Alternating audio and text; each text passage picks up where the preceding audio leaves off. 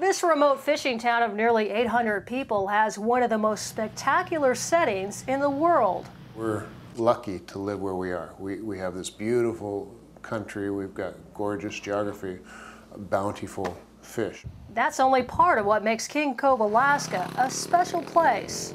King Cove is a great little town, and great people. Our ancestors have lived here for thousands of years. The mostly Aleut community is about 650 miles from Anchorage. It's accessible only by plane or boat, when the weather cooperates. Some of the geography lends itself to these severe winds we have. Winds as high as 100 miles an hour can ground airplane travel in and out of King Cove and make traveling by boat very dangerous. Transporting patients during medical emergencies is nearly impossible in bad weather. I was told by a doctor I had double pneumonia. Seward Brandell and his family will never forget one particular day in 2006. I came down to the house here that morning, which was April 2nd, my birthday. And I seen Dad sitting in a chair. He wasn't looking very good. There was that nagging thought that, okay, if we don't get him out, there's a possibility that this gentleman will crash and burn. And crash and burn to me means we're going to lose him here. Nurse practitioner Jay Geikema decided to have Seward medevaced out despite the bad weather. Planes were grounded. There is no road access to Cold Bay's all-weather airport. Traveling by boat was the only option. So I called my friend Boomer, which lives next door. We grew up together. And he says, yeah, we'll go. The trip to Cold Bay was rough. I was scared, is he going to live till, to get him there the way his breathing was. Didn't want to get Seward into any bouncing around situation. I still can visualize him. I mean, seas crashing over the bow, just slamming up against the window of the vessel where you wouldn't see anything. So I was laying in a bunk and I had to hang on the bunk, and I had the oxygen tank. I had to hang on that so it wouldn't fall up. And we were rolling quite a bit, and my wife was hanging on to me, After 3 long hours, the crew, passengers, and the patient made it to Cold Bay. I went in and told Dad, I says, you got to walk, you got to make it to that ladder, and we'll get you up there. I'll be right behind you. And just prior to that, a couple of months, I had a soldier operation, and I could barely hang on a ladder. I said, one more step, Dad, one more step. I said, grab that now. And I was very, very weak. He's my father, I love him. And I wasn't going to let nothing happen to him. I was going to get him up to the ladder, all it took. Finally, Seward made it up to the top. He was then flown to Anchorage. It's not right. Nobody should have to go through that, being that sick, and also being elderly. Since 1979, 11 people have died while flying between the two communities in poor weather.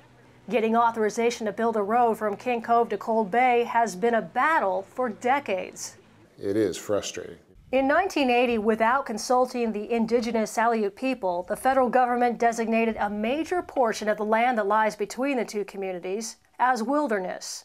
And they designated this wilderness, and it isolated our community completely from the rest of the world.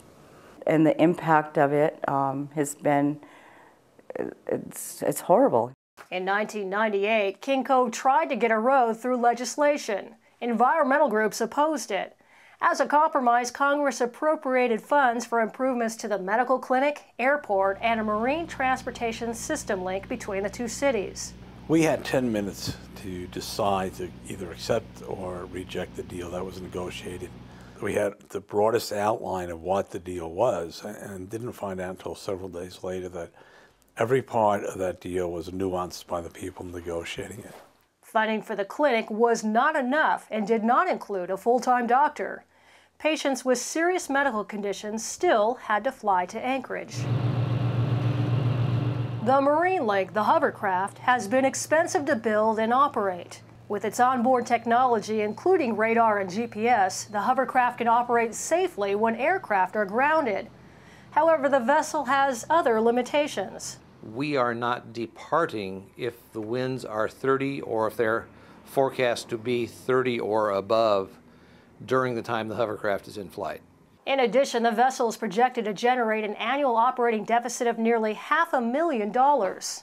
but we're not going to be able to afford it for very long, and then we're not going to have access. Lacking a long-term solution, Alaska's congressional delegation introduced legislation in June 2007.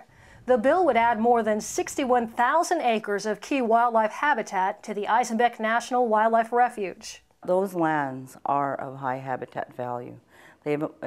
Not only do we know that, but we have people from Fish and Wildlife who basically say, yes, those lands are of equal value.